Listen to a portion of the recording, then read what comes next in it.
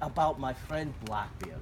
For lots of reasons, Blackbeard has been the most famous pirate. He was not the most successful. You'll meet some others that I think were more successful, but he was fierce and he was big. And so he was trained by a man named Benjamin Hornigold. And so Hornigold was kind of like a father to us. And I want to show you here, before I put my pipe in and let Hornigold talk to you, I'm going to show you this map here. Now, this here is the Caribbean, and this is where we spent a lot of our time as pirates in 1713 through 1718. A lot of the main action came here. Well, the story that Hornigold tells you here, this is in the Bahamas.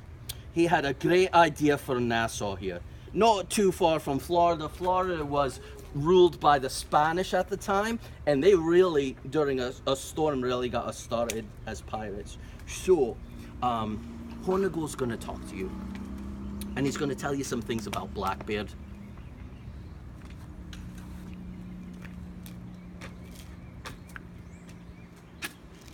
I'd like to thank you all today for joining me. No one comes to see me anymore here in Nassau. We've fallen upon terribly hard times in the last several years. We tried to do a lot of good. I had this idea, you see, there was a great war between England and Spain and France became allies in this war.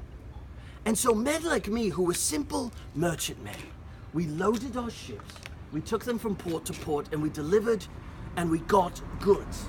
But in the height of the war, you see, there was a shortage of ships and fighting men for the Royal Navy. It's very expensive to build and maintain a ship. And I'll tell you, Royal Navy men desert quite often. It is quite miserable on one of their ships, I'll tell you.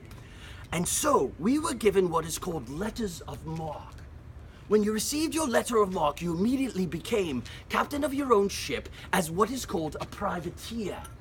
Privateers were allowed then to attack enemy ships.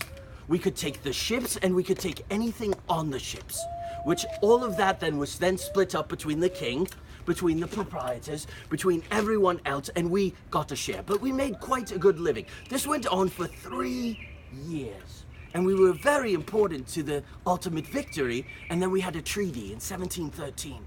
And I had this idea. My idea was this, to take Nassau in the Bahamas, where we had a fort, and turn it into a republic of privateers. Because my thought was that Spain and France would not stop. They had made a lot of money. As a matter of fact, they had brought Nassau to the ground 2 times. Once by the French, once by the Spanish. And the English said to us, although it was our home, "We are done here, thank you for your service, you are on your own." So I stood in the midst of the rubble, and I said to my brothers, we need not go back to being penniless merchantmen anymore.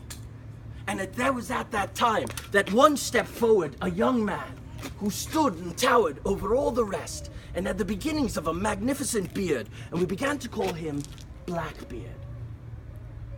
I know very little about Blackbeard's origins. None of us did. Some say his name was William Drummond. Many say that his name was Edward. Edward Teach, Edward Thatch, Edward Tatch, Edward Drummond. Sometimes he went by Edward Kentish. We also don't know where he was born. Why is this? Right in our articles. And I'll pass these around as we go. You can have a look at them. Just pass them around. Pirates all have articles. One of our articles is we don't tell secrets. We don't talk about each other. A quite famous phrase that is a little bit for play acting is dead men tell no tales. But that is somewhat the truth. And so, we knew very little of him. Was he born in England? Some say yes. Was he born in Spanish Town, in Jamaica, south of the Bahamas? Perhaps. And some even say that he was born right here in North Carolina.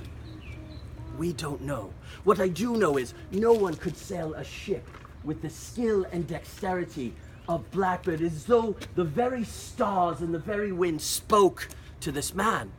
And so I had high hopes for Blackbeard.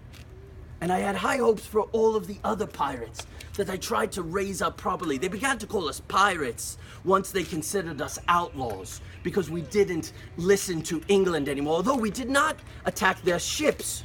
And then some of us did. And at that time, I had no choice but to turn against my brothers and become a pirate hunter. But other pirates on the tour will tell you more about that, so thank you for listening to me today. Sure, that is